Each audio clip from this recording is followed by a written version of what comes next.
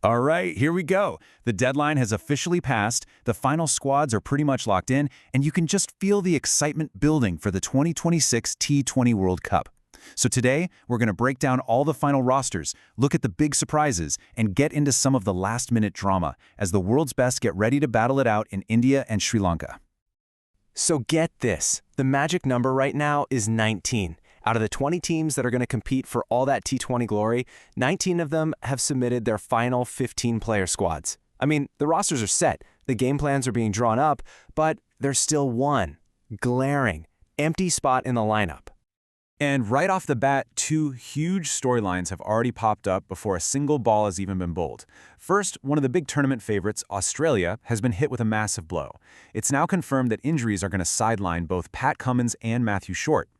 Ouch. And at the same time, co-host Sri Lanka is keeping everyone on the edge of their seats because they still haven't publicly announced their final team. Okay, so with all that in mind, let's actually dive into the groups, shall we? First up, we're looking at groups A and B, and they've got it all. A classic rivalry, the pressure of a host nation, and of course that big Sri Lankan question mark hanging over everything. Kicking things off with Group A, all eyes are going to be on co-hosts India, with the absolutely explosive Suryakumar Yadav leading the charge. But they're going to face some seriously stiff competition from their arch-rivals Pakistan. Not to mention a really tough Netherlands side, a rising USA team, and a very capable Namibia. Now, the real story in this group, you could argue, is what's happening with Pakistan's leadership. Putting Salman Ali Agha in as captain, that signals a totally new era for the team. The big question is, can this fresh start help them handle the immense pressure of a World Cup and finally, deliver on all that potential? All right, let's shift gears to Group B. And if there's one word to describe this group, it's gotta be resilience. You've got Mitchell Marsh with the tough job of leading an injury-hit Australian side. They're up against some really seasoned teams like Zimbabwe and Ireland, plus a super determined Oman. And then, there it is. That glaring empty spot for the co-hosts Sri Lanka, which just leaves the entire group in this state of suspense. Okay, now we're getting to the second half of the draw, and believe me, this is where things could get really explosive. Groups C and D are just packed with former champions and some seriously dangerous dark horses.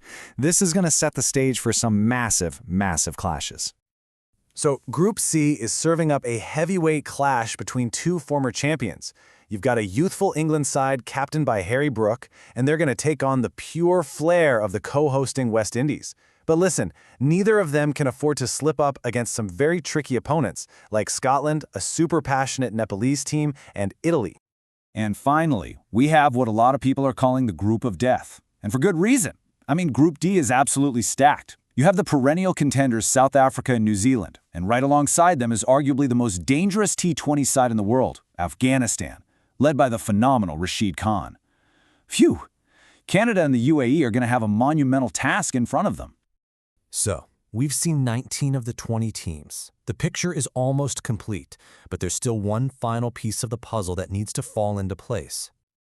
Yep, it all comes down to one final announcement, and it's coming from one of the tournament's own co-hosts. So this is the question on everyone's mind. Who is going to make Sri Lanka's final 15? The delay is just fueling all kinds of speculation. Are there last-minute injury scares? Or hey, maybe this is all a tactical move to keep their opponents guessing. Whatever the reason is, it's the final mystery heading into the tournament. But look, while we're all waiting for that last piece of news, the board is set. The groups are absolutely loaded with talent, with old rivalries, and with plenty of drama. The battle lines are drawn. So really, there's only one question left to ask you. Who is your pick to win it all? Let the debate begin.